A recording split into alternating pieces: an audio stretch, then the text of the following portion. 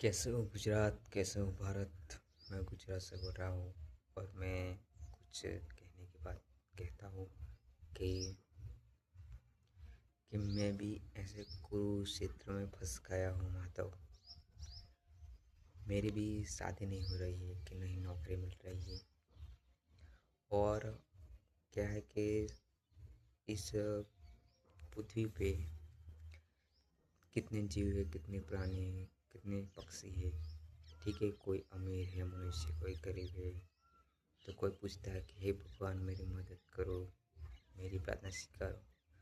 पर मेरे को भी पता चला कि गीता में कुछ ऐसा लिखा है कि तुम जैसे कर्म करो ऐसे फल मिलेगा। ठीक है, तुम अच्छे कर्म करोगे तो अच्छा होगा, तो आपको पता चलेगा हाँ ना, भगवान मेरी मदद कर रहे।